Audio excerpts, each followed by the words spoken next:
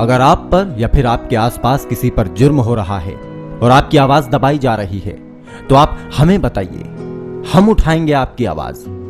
साथ ही अगर आप पीड़ित महिलाओं, बेसहारा बच्चों, भूखे बेघर लोगों की मदद करना चाहते हैं, गौ मां की सेवा के लिए कदम बढ़ाना चाहते हैं तो जुड़ें सत्य सेवा समिति के साथ और कॉल कीजिए 086-0721-3228 093-55-59-0048।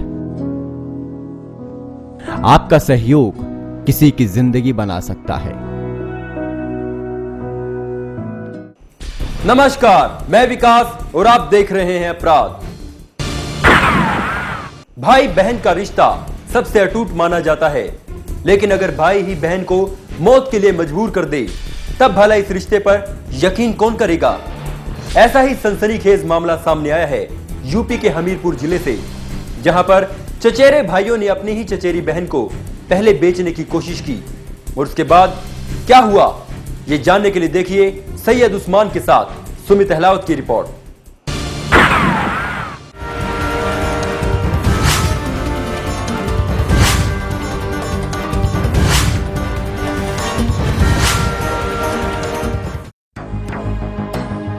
जरा देखिए इस युवती को जिसे उसकी ही बुआ के लड़कों ने जला दिया।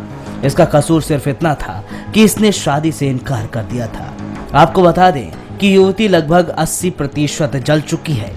इसे हम आपको दिखा नहीं सकते। उत्तर प्रदेश में लगातार महिलाओं के ऊपर अपराध होने की घटनाएं बढ़ रही हैं, मानो जैसे यूपी में कानून का राज खत्म होकर गुंडा राज कायम हो गया हो। शायद इसी वजह से अपराधी खुलेआम महिलाओं को अपना शिकार बनाकर वारदात को अंजाम दे डालते हैं। ऐसी ही दिल को दहला देने वाली एक वारदात को अंजाम दिया है हमीरपुर जिले के मोदहा कोतवाली क्षेत्र में, जहां पर 3 रिश्तेदारों ने एक 20 वर्षीय युवती को शादी करवाने के बहाने से 2 लाख रुपए में बेचने की कोशिश की। लेकिन जब पीड़ित युवती ने शादी करने से मना कर दिया तो उसे उसी के घर में केरोसिन का तेल डालकर जिंदा आग के हवाले कर दिया।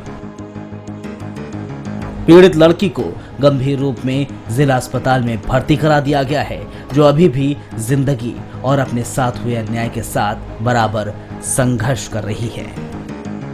मेरे साथ आग लगाई गई है। किसने लगाई आग? ज्ञान सिंह, मान सिंह, इंद्रजीत। ये आपके कौन है? ये हमारे बुआ के लड़के हैं। क्यों आग लगाई आपकी? ऐसा आपकी आग क्यों लगाई? सर मुझे बेचने के लिए ले जा रहे थे। कहाँ बेच रहे थे आप? आगरा में। आपने इनकार कर दिया? जी सर, कह रहे थे हमारी शादी करें, कहाँ नहीं शादी कराना वहाँ। कह रहे हैं हम तुम्हें ले चलेंगे। मुझे शर्म आ रहा, फिर आग लगाया। फिर क्या हुआ? आग लगा दी? आग लगा दिया है, इसके बाद चले गए, भाग गए। पुलिस या तहसील या एसडीएम साहब आपके पास आए बयान करने? क्या सर? कोई एसडीएम, कोई अधिकारी आपके पास बयान करने आया? मेरे घर में सर कोई नहीं आया है, पर ये अस्पताल में आंठा लगवाए थे। पिछले कई सालों से किरण अपने भाई और छोटी बहन के साथ मोदहा कस्बे के गुफराबाद नगर में रहती थी। फिर ठीक 2 दिन पहले सगी बुआ के तीनों बेटे किरण के घर आए और उसकी शादी आगरा में करने को कहकर अपने साथ चलने को कहा, जिसका विरोध पीड़ित किरण ने किया और शादी से भी मना कर दिया।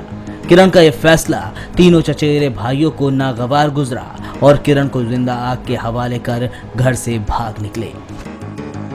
कि हमारी बुआ के 3 लड़के थे, उसने कहा कि शादी हमारे यहाँ कर दो, तो हमने इनकार कर दिया। लड़की ने इनकार कर दिया।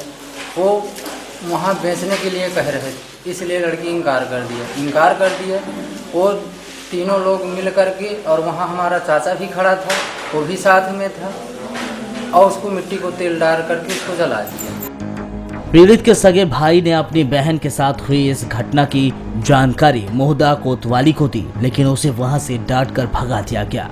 घटना के 2 दिन बीतने के बाद भी अभी तक जिला प्रशासन द्वारा कोई भी कार्रवाई नहीं हुई है, जिससे इस घटना को अंजाम देने वाले आरोपियों के हौसले बुलंद हैं और पीड़िता को अस्पताल में आकर लगातार धमकी दे रहे हैं।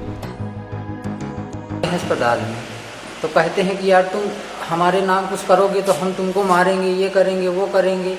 हम इसी वजह से शांत रहते हैं, क्या करें। यहाँ चौथा दिन है, कोई सुनाई नहीं हो रही है हमारी। पुलिस आपके पास नहीं आई? कोई नहीं आई साहब।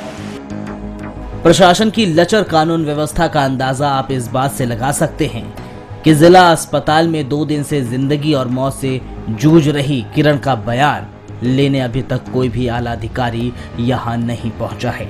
वहीं जब अस्पताल प्रशासन इस घटना की सूचना जिले के अधिकारियों को देने की कोशिश करता है तो उन्हें भी बुरा भला कहा जाता है। हम तहसीलदार साहब के यहाँ मेमो लेके गए 29 तारीख को, तो उनने लेने से मना कर दिया। कहने लगे कि यहाँ 3.5 घंटा बैठो।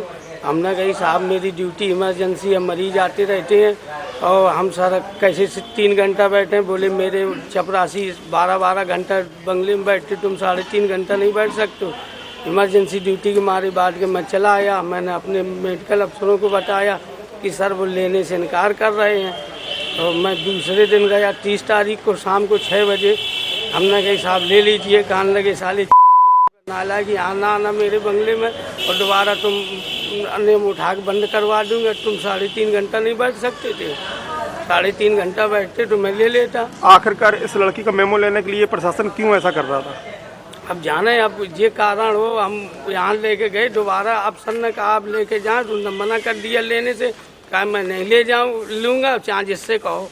फिर हम बाद के वकील साहब के संग SDM साहब कहीं गए। SDM साहब ने फिर बाद के मेमो लिया कल। किरण के साथ हुई इस घटना ने जहां एक और जिले में पूरे कानून व्यवस्था पर कई सवाल या निशान खड़े कर दिए हैं, वहीं दूसरी तरफ लगातार बिगड़ रही किरण की सेहत से डॉक्टर खासे चिंतित हैं। बर्न केस था और ये 80% के करीब ये बर्न है और अभी हमारे यहाँ ये एडमिट है। क्या इनके साथ में कुछ हो भी सकता है? हाँ हो। अब क्या कह सकते हैं, जरा सा भी सेप्टिसीमिया और कुछ इस तरह का अगर डेवलप होता है तो कुछ भी हो सकता है उसमें। तो ये तो वैसे बर्न यूनिट में जाना चाहिए केस। खबर मिलने तक आरोपियों की कोई गिरफ्तारी नहीं हो पाई थी, तो इस मामले में प्रशासन की लापरवाही साफ तौर पर देखी जा सकती है, क्योंकि अभी तक किसी ने भी पीड़िता की सुध तक नहीं ली है। हम सरकार और प्रशासन दोनों से अपील करते हैं कि इस मामले की जांच पूरी गंभीरता के साथ करे ताकि उस निर्दोष को न्याय मिल सके। खबर फास्ट के लिए सैयद उस्मान के साथ सुमित अहलावत की रिपोर्ट।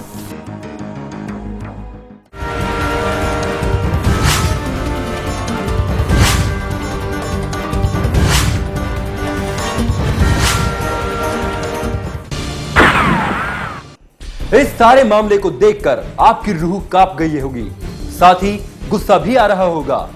कुछ ऐसा ही हमारे साथ हुआ जब हम किरण से मिले और सारा घटनाक्रम उसे जाना। हम प्रशासन से अनुरोध करते हैं कि वो तुरंत आरोपियों को पकड़े और सख्त से सख्त कार्रवाई करे। दोस्तों अभी वक्त है एक छोटे से ब्रेक का। ब्रेक के बाद जल्द लौटेंगे।